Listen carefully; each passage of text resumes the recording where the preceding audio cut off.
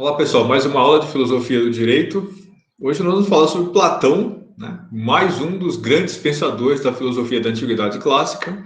Platão, os três porquinhos da filosofia clássica grega, viveu no período imediatamente posterior ao Sócrates. Ali ele nasceu no ano de 428 a.C., aproximadamente, morreu em 348 a.C.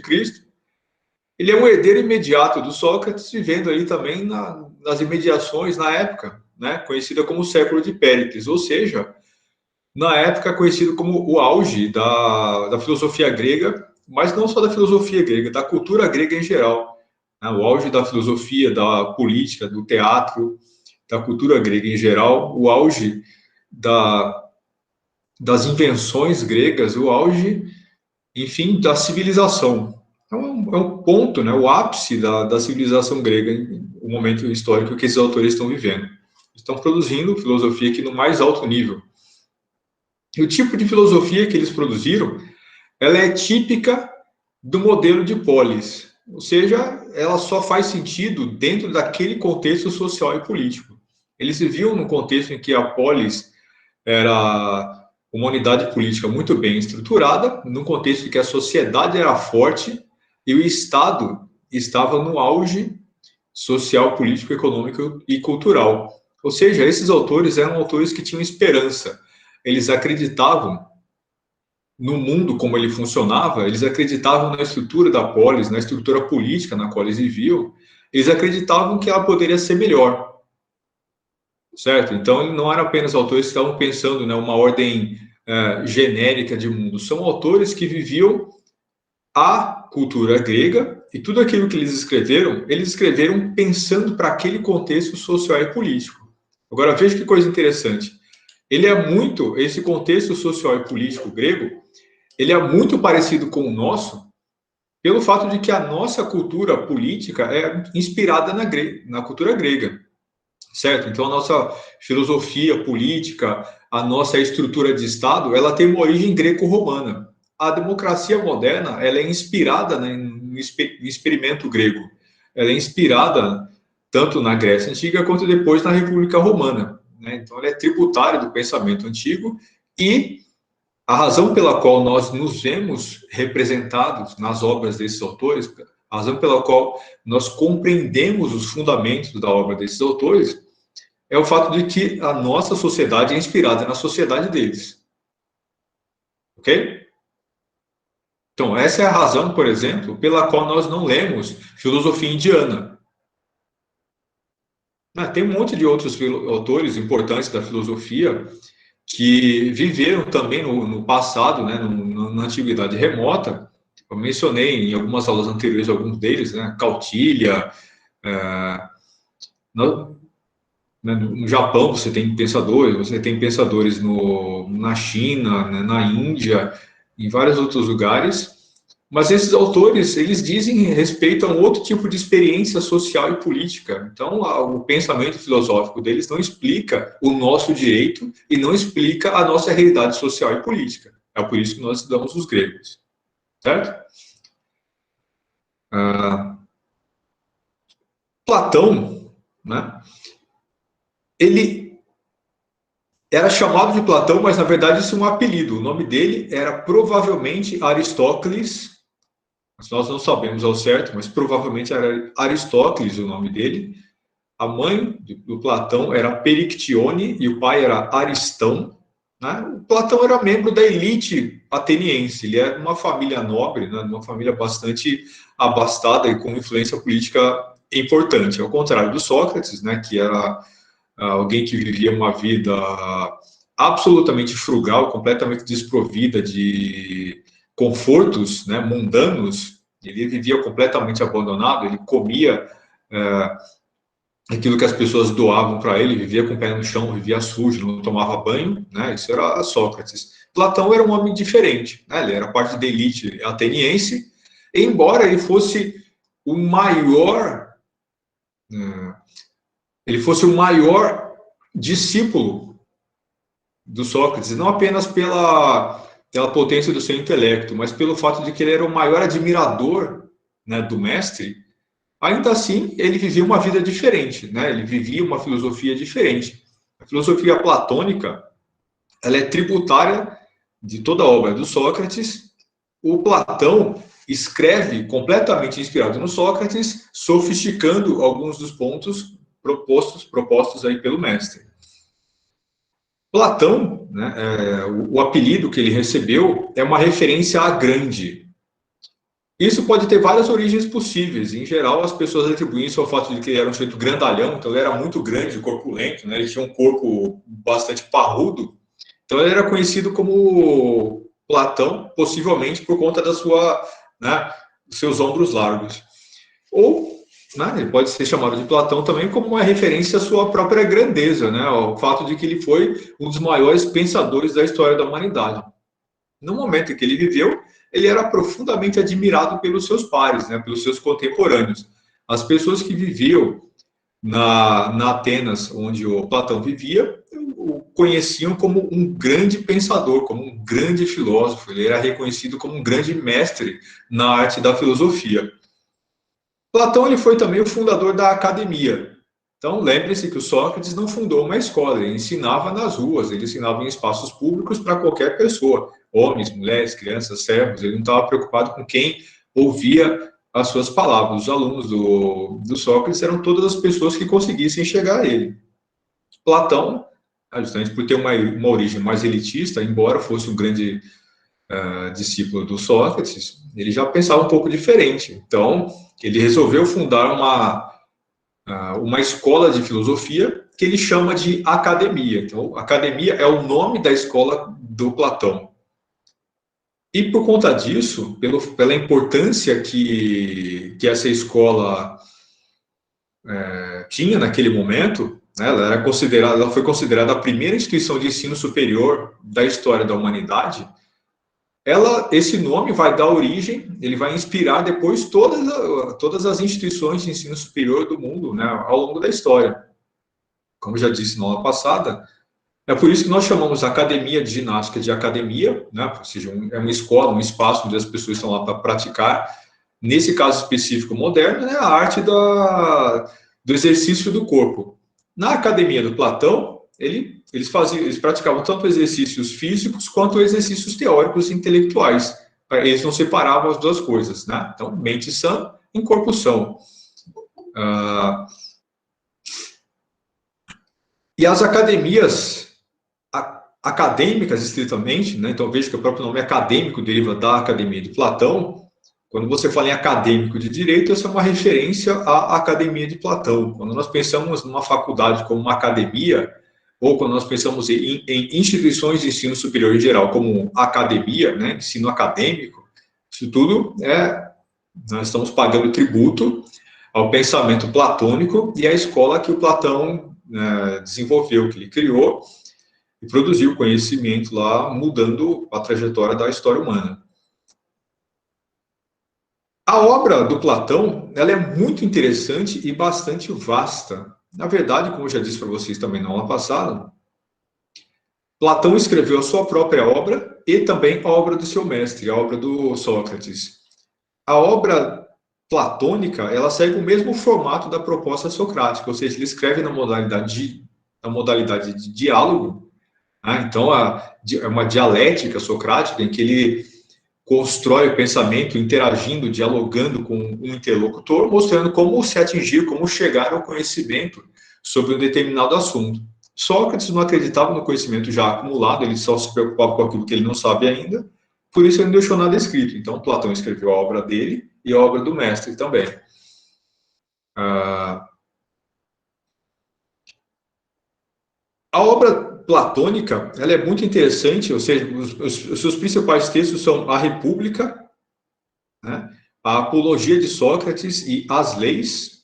O texto jurídico mais importante do Platão é esse, as Leis. A República é o texto onde ele descreve a sociedade perfeita, a república ideal, ou seja, a sociedade política ideal. Vocês se lembram das nossas aulas de ciência política? Eu explico lá, logo no primeiro dia, por que essa obra do Platão, a República, não pode ser considerada uma obra de ciência política. Ela é uma obra essencialmente idealista. Quando ele descreve a República, ele não pensa na República ateniense ou na República espartana. Ele pensa aqui na República perfeita, no mundo ideal governado pelos filósofos, ou seja, onde a cidade é a cidade perfeita, a cidade ideal, não é uma cidade concreta, uma cidade que existe em algum lugar. Ele está propondo uma sociedade perfeita, que seria governado através do mérito, né? Aqueles que têm o maior nível de conhecimento deveriam ser aqueles que efetivamente governam. Então, essa é uma obra muito interessante, muito importante sobre política, mas não é uma obra de ciência política, é um ensaio, né, de filosofia política apenas, né, como se fosse pouca coisa. É um dos ensaios mais importantes da história da humanidade, mas ainda assim não é um texto científico. Na Apologia do Sócrates, ele descreve todo o contexto do julgamento do Sócrates, né? Ele descreve ali o destino final do seu mestre. A obra platônica também ela é tão inspirada no Sócrates que, em primeiro lugar, é difícil nós sabermos o que o Sócrates escreveu, né, o que o Sócrates pensou e o que o Platão pensou. Como eu já disse, Platão escreveu para a gente tanto a obra do mestre quanto a sua própria. E tanto na obra que ele atribui ao seu mestre, quanto na obra que ele atribui a si mesmo, ele usa a mesma modalidade de diálogo, né, de interação com o interlocutor, e o grande interlocutor dele, ou seja, a pessoa com quem ele está dialogando o tempo todo, é o Sócrates, ou seja, ele escreve a sua própria obra, conversando hipoteticamente com o mestre, contando aquilo que ele pretende contar para nós sobre filosofia. Então, são textos bastante interessantes, mas é muito complicado a gente saber exatamente a autoria, né, de um e de outro. Então, a autenticidade de algumas das obras do Platão, às vezes ela é questionada por conta disso. Não se sabe com certeza absoluta quem escreveu o quê. Do ponto de vista da estrutura da sua obra, para além do ponto de vista plástico dele escrever na modalidade de diálogos, ele também tem uma proposta que é dual. Ou seja, ele é um autor idealista, ele trabalha com a tese do mundo das ideias, né, que existe um mundo ideal, o mundo perfeito separado do nosso, e esse nosso mundo é o mundo real e o mundo concreto. Para ir a duas realidades distintas, e isso afeta todos os aspectos da vida humana, todas as modalidades do pensamento e da estrutura social e política. Então, do ponto de vista do Platão, né, existe um mundo ideal, que ele diz que é de onde vêm as almas, né? Ele chamaria isso também de anima mundi, ou seja, é o cosmos, a fonte de todo conhecimento fundamental sobre tudo, a fonte das almas todas individuais, ou seja, é a fonte verdadeira de tudo aquilo que existe no mundo. Esse anima mundi, ou o mundo das ideias, é o mundo verdadeiro. O nosso mundo, esse no qual nós vivemos, que é o mundo concreto, o mundo físico, ele é apenas uma versão ou uma perversão, né? Uma variação pobre, uma variação negativa daquilo que é esse mundo ideal, daquilo que é esse anima mundi. Se vocês já assistiram aquele seriado Stranger Things, né, que passa na Netflix, vocês vão saber entender do que eu estou falando. Seria como se o mundo, né, real, ou seja, o mundo no qual aquelas personagens vivem fosse o mundo verdadeiro, o mundo das ideias, e depois existe lá também um mundo invertido, que é o mundo escuro, soturno, sombrio, onde eles veem as coisas do mundo onde eles estavam antes, mas é uma outra dimensão, e que tudo é feio, sujo e triste, tudo é escuro e dominado por uma entidade maligna.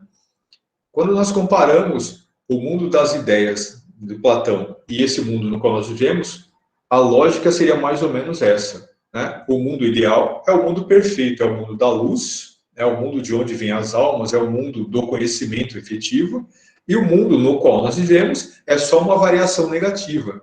Ela é uma versão empobrecida e degenerada daquilo que é o mundo verdadeiro. Então ele tem essa perspectiva dual sobre como é o mundo e como ele funciona. Isso vale para tudo o que existe dentro desse mundo. Isso vale para a justiça, vale para todos os outros elementos, né, que nós podemos trabalhar na ciência política em geral e também no direito. Para esclarecer né, melhor o que seria isso, essa dualidade entre o mundo ideal, que seria o mundo perfeito, o mundo verdadeiro, e esse no qual nós vivemos, o mito da caverna é um tema muito interessante de ser discutido, porque ele é, de fato, né, onde o Platão explicita aquilo que ele entende por essa dualidade entre o ideal e o real. Vocês conhecem o mito da caverna?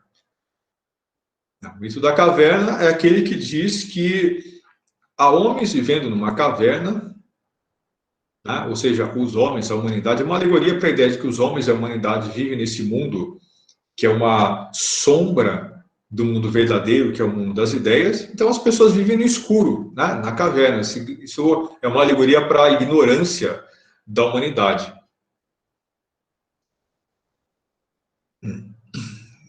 Dentro dessa caverna, as pessoas enxergam coisas que vêm de fora, né? A luz, um pouco da luz que vem de fora.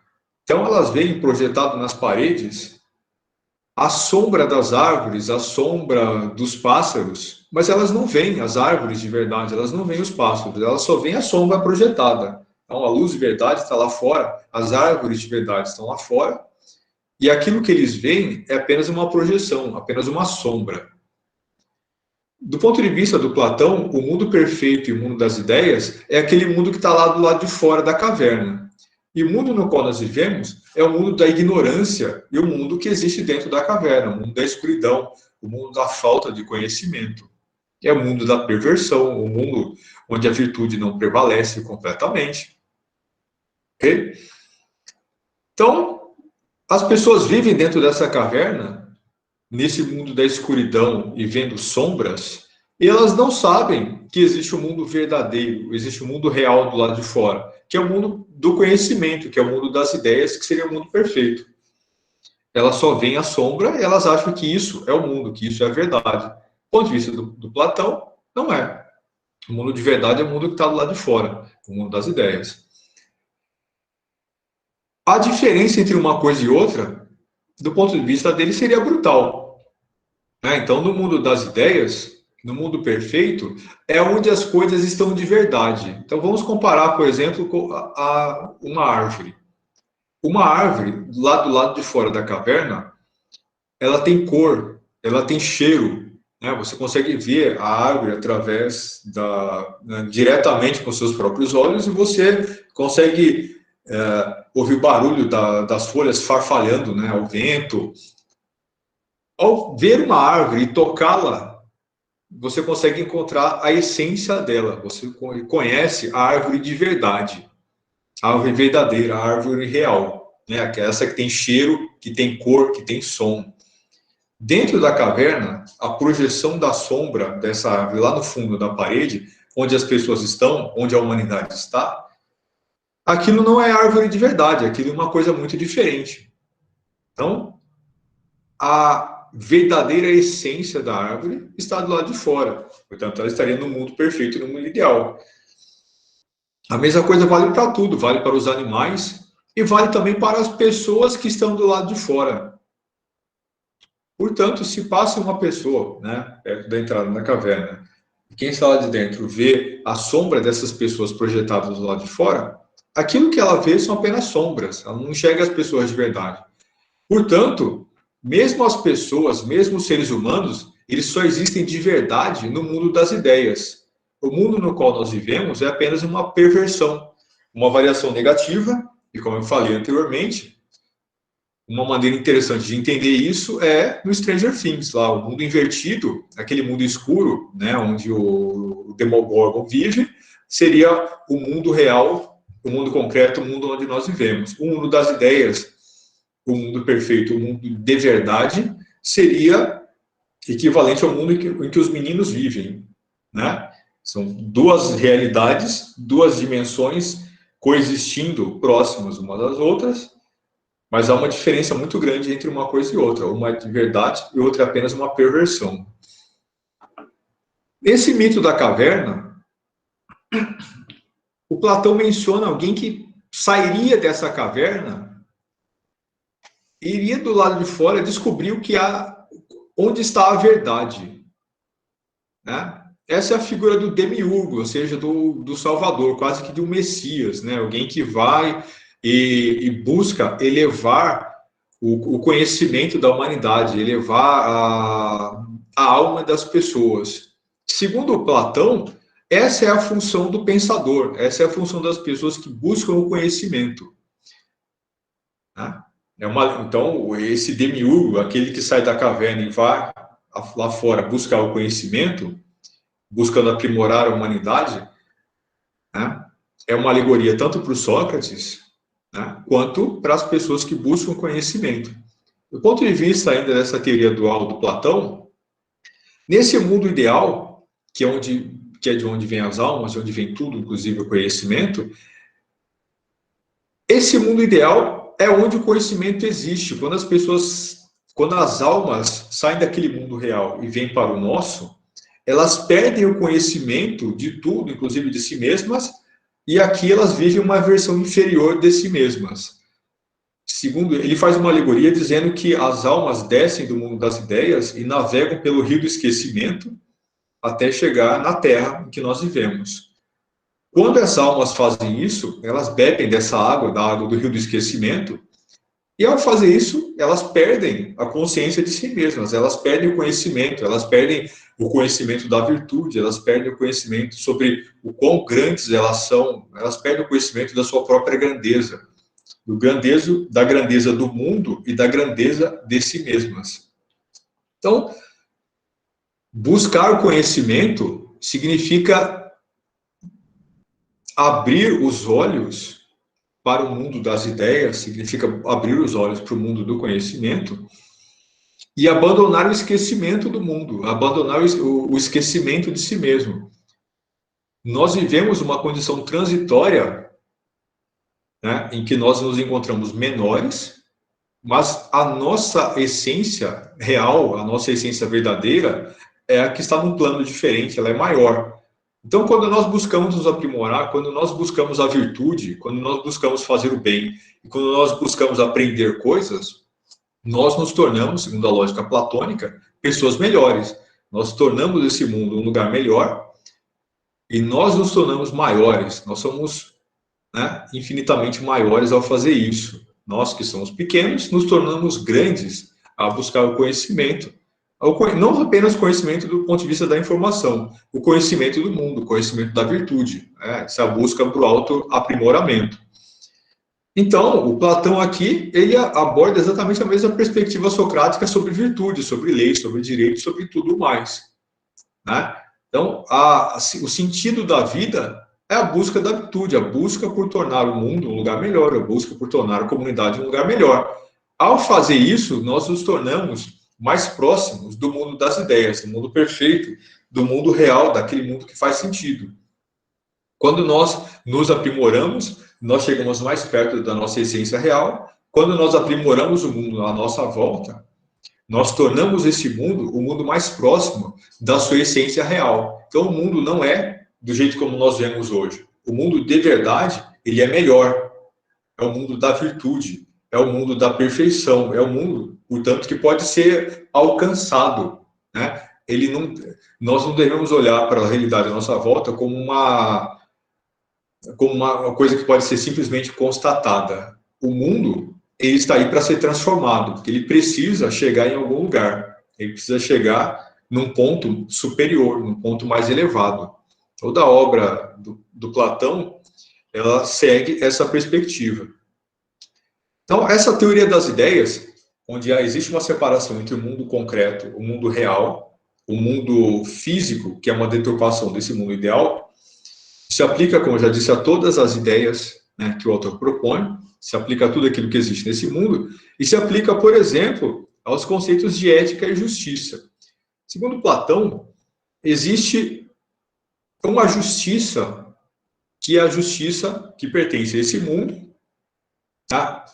Que é expressa através das leis, né? É a nossa capacidade de compreender o conceito de justiça segundo as nossas limitações atuais. E existe um conceito de justiça que é diferente, que ele é maior, ele é ampliado e ele deriva do mundo das ideias. Portanto, aquilo que nós hoje chamamos de leis, aquilo que nós chamamos de justiça é apenas uma ideia inspirada na essência verdadeira desse conceito, e ele está em outro lugar, ele está no mundo ideal. Então, Platão separa justiça ideal e a justiça real. Então, quando nós olhamos para as nossas leis, por exemplo, elas estão, de alguma forma, vinculadas à ideia de justiça, lembrando que ele vive numa polis bem estruturada, bem organizada, ele acredita nas instituições, ele acredita nas leis de sua cidade.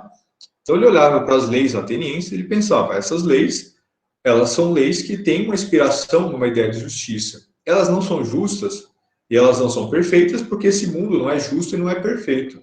Esse mundo é apenas uma expressão imperfeita do mundo real, ou seja, do mundo ideal, na verdade, que é a essência verdadeira. Então, ele pensa que há dois níveis de leis, dois níveis de ideia de justiça. Aquela que está presente no mundo no qual nós vivemos e uma ideia que deve ser alcançada. As leis das nossas cidades, as leis do mundo no qual nós vivemos, elas não são perfeitas porque o nosso mundo não é perfeito, mas a perfeição existe e a obrigação de todas as pessoas é buscar alcançar essa perfeição. Portanto, as leis estão em permanente processo de transformação, porque nós estamos em permanente processo de transformação, buscando transformar a nossa essência e buscando transformar esse mundo no mundo melhor, numa expressão mais próxima daquilo que seria o mundo ideal, daquilo que seria a essência verdadeira desse mundo. Então, uma sociedade, ela só é justa na medida em que os homens são justos. Portanto, só existe justiça numa sociedade se as pessoas buscam esse autoaprimoramento. Isso é a mesma coisa que o Sócrates afirma. O ponto é, para o Platão, a justiça perfeita, essa justiça ideal, é inalcançável na nossa condição atual. Mas ela é alcançável porque nós somos perfeitos. Nós somos a nossa essência é muito maior do que aquilo que cabe nesse corpo, que é material e que é imperfeito. A nossa essência é maior, a nossa essência é a ideia daquilo que nós podemos ser, daquilo que nós já fomos, daquilo que a nossa alma é. Então, esse nosso corpo é imperfeito, vivendo nesse mundo imperfeito, mas nós temos a consciência da perfeição porque nós já tivemos isso em algum lugar, nossa alma é isso. Nós esquecemos o quão grande nós somos, mas nós podemos nos lembrar buscando o aprimoramento, buscando o conhecimento, buscando viver a virtude. Veja que interessante isso, né? Então, uma sociedade é justa quando as pessoas buscam isso. E se as pessoas não buscam isso? O que acontece quando a elite de uma cidade ela não tem valor? A sociedade inteira não tem valor, o mundo inteiro não tem valor, as leis não têm valor, as leis não são virtuosas. Portanto, justiça existe na medida em que os homens são justos, isso é um tema muito importante em Platão. E outro tema fundamental é justiça é social. Só existe justiça na comparação com outras pessoas, só existe justiça na vida em sociedade. Uma pessoa só pode ser justa em comparação com outras. Você só é justo quando você conhece a justiça, quando você conhece a ideia de virtude vinculada à justiça e você aplica em relação a outras pessoas. Se o seu comportamento é justo em relação a outras pessoas, essa é uma relação de justiça. Só existe justiça quando há pessoas interagindo e essa interação é justa. Ficou claro isso? Então, justiça, ela é um conceito, ela é um valor, mas ela também é uma ação social. Certo? Justiça é uma ação social. Por exemplo, uma pessoa que esteja sozinha vivendo numa ilha deserta, ela é justa? Ela é virtuosa? Ela pode se considerar uma pessoa virtuosa? Já, por exemplo, ela não matou ninguém, não comete pecados, não comete crimes, ela é uma pessoa justa? Segundo a lógica do Platão, não. E por que não? Porque ela não aplica justiça em nenhum momento da sua vida, já que ela não interage com outras pessoas. Ela não faz o mal, porque ela não tem a opção de fazê-lo. Certo? Então, o legado da obra do Platão, né? O legado da obra do Platão é um legado que permaneceu mesmo durante a Idade Média. Então, por exemplo, no século VI, depois do edito de Constantino ou Justiniano, vamos lembrar aqui agora, né, que baniu todo o pensamento filosófico no Ocidente, né, foi proibido estudar as obras dos autores clássicos. O conhecimento quase todo da antiguidade foi perdido, né? Essas obras foram queimadas, destruídas, elas foram relegadas à biblioteca e ficaram perdidas no tempo. Só depois do Renascimento que nós redescobrimos isso, né? Pela via da transferência árabe, mas também, né? Através de alguns textos que permaneceram sendo lidos, mas muito pouca coisa. Dessa pouca coisa que continuou sendo lida no Ocidente, o Platão estava incluído ali, né? Foi um dos poucos autores que permanece sendo lido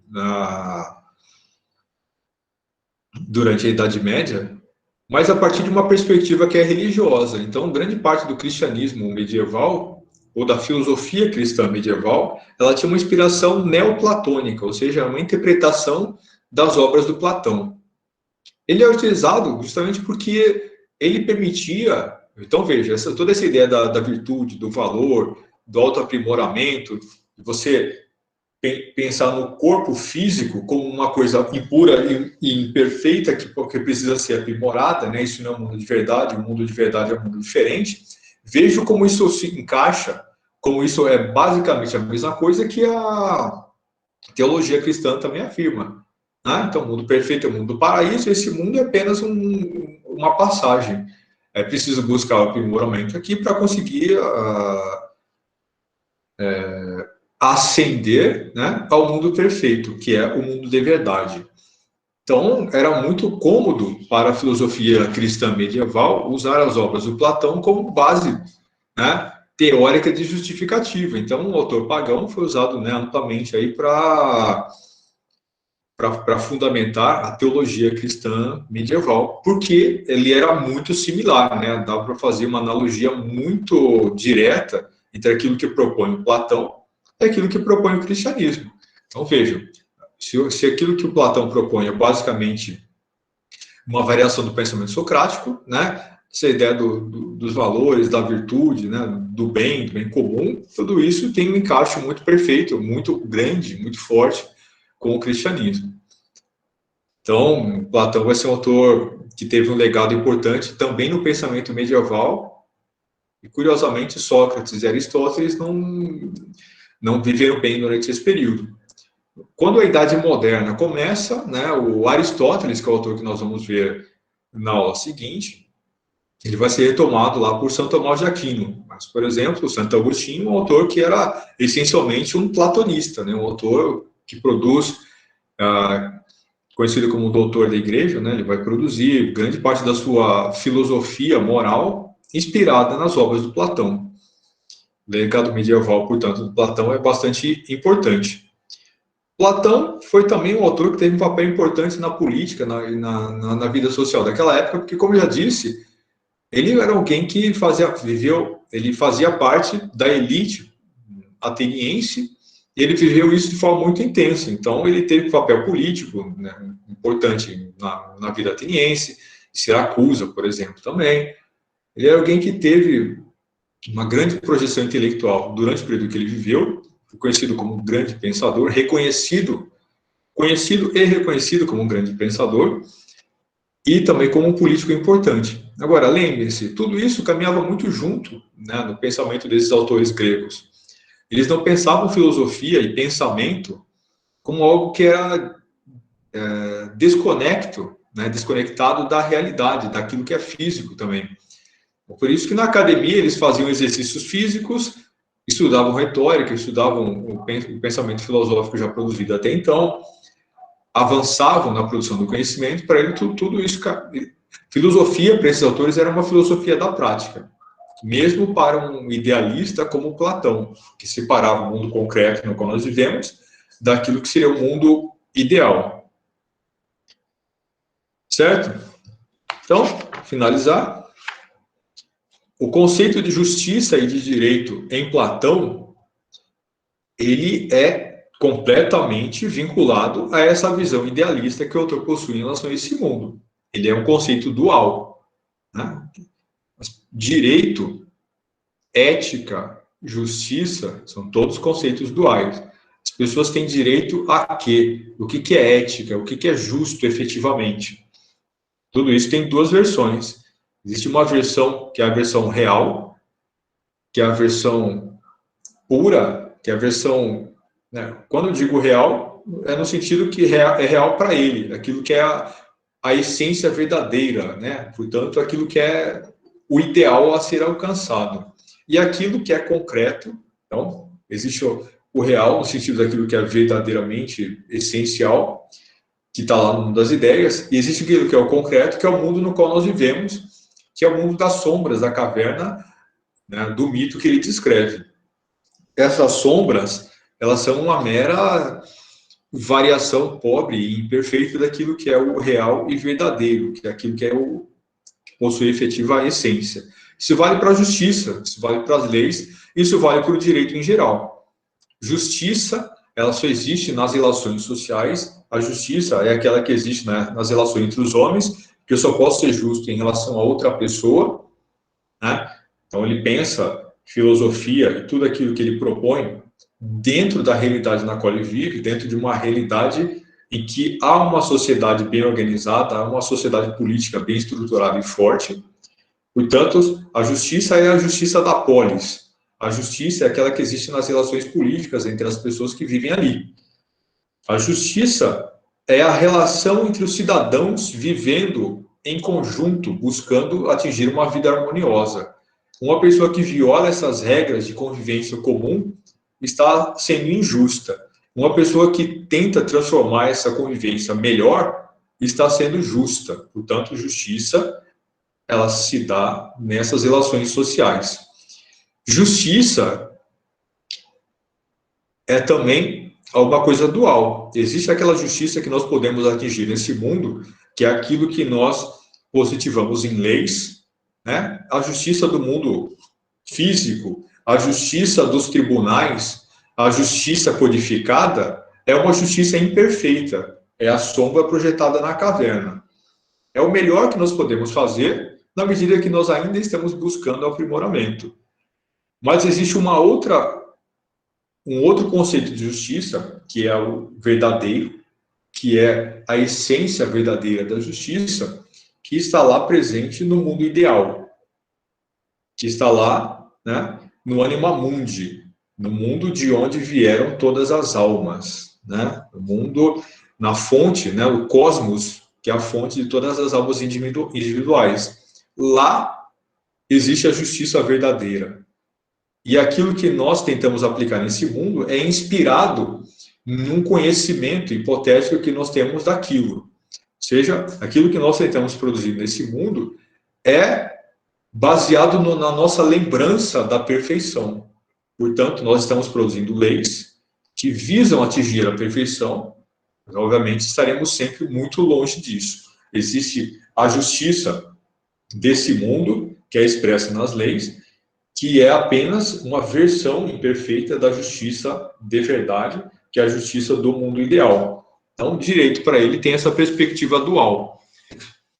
Então, ele diria que as leis fazem prevalecer a justiça nesse mundo? O direito faz prevalecer a justiça nesse mundo? Né? Não.